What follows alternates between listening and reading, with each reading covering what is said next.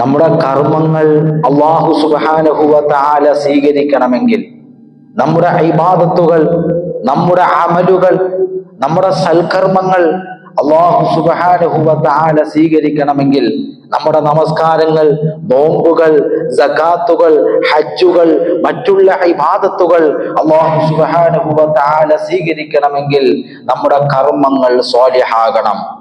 നമ്മുടെ കർമ്മങ്ങൾ സ്വാലിഹാകണം എന്ന് പറഞ്ഞാൽ നമ്മൾ കർമ്മങ്ങൾ ചെയ്യുമ്പോൾ നല്ല ഇഖ്ലാസോടെ, തഖ്വയോടെ, ഭയഭക്തിയോടെ, സൂക്ഷ്മതയോടെ, ഈമാനോടുകൂടി അല്ലാഹുവിന്റെ പ്രതിഫലം ആഗ്രഹിച്ചുകൊണ്ട് നമ്മൾ കർമ്മങ്ങൾ ചെയ്യണം. എന്നാൽ മാത്രമേ നമ്മുടെ കർമ്മങ്ങൾ സ്വാലിഹാവുകയുള്ളൂ. അല്ലാതെ എങ്ങനെയെങ്കിലുമൊക്കെ നിർവഹിച്ചാൽ നമ്മുടെ കർമ്മങ്ങൾ സ്വാലിഹാവുകയില്ല. എന്റെ പ്രിയമുള്ള മുഅ്മിനീങ്ങളെ, നമുക്ക് അല്ലാഹുവിനെ കാണാൻ ആഗ്രഹമുണ്ട് എങ്കിൽ അവൻ വെച്ച നിബന്ധനകളിൽ പ്രധാനപ്പെട്ട ഒരു നിബന്ധനയാണ് നമ്മുടെ കർമ്മങ്ങൾ സ്വാലിഹാവുക എന്നത്. അല്ലാഹു പറയുകയാണ്, ഫമൻ കാന യർജൂ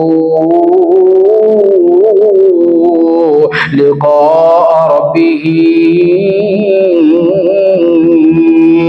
فليعمل عملا صالحا ولا يشرك بعبادة ربه أحدا. അല്ലാഹു പറയുകയാണ്, ഫമൻ കാന യർജൂ ലിഖാഅ റബ്ബിഹി, ആർക്കെങ്കിലും അല്ലാഹുവിനെ കാണാൻ ആഗ്രഹമുണ്ട് എങ്കിൽ, ആർക്കെങ്കിലും അല്ലാഹുവിന്റെ ലിഖാഅ കാണാൻ താല്പര്യമുണ്ട് എങ്കിൽ, ഫല്യഅമൽ അമലൻ സ്വാലിഹാ, അവൻ സ്വാലിഹായ കർമ്മങ്ങൾ ചെയ്തു കൊള്ളട്ടെ.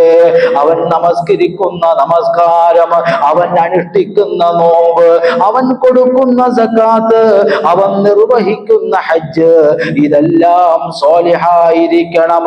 ഇതെല്ലാം സ്വാലിഹായിരിക്കണം. ഒരു മുഅ്മിനായ മനുഷ്യന്റെ ഏറ്റവും വലിയ ആഗ്രഹമേതാ? ഏറ്റവും വലിയ ആനന്ദമേതാ? അല്ലാഹുവിനെ കാണലല്ലേ, അല്ലാഹുവിന്റെ ലിഖാഅ കാണലല്ലേ. എന്നാൽ നമ്മുടെ കർമ്മങ്ങൾ സ്വാലിഹായി കഴിഞ്ഞാൽ നമുക്ക് അല്ലാഹുവിനെ കാണാൻ സാധിക്കുമെന്ന് വിശുദ്ധ ഖുർആൻ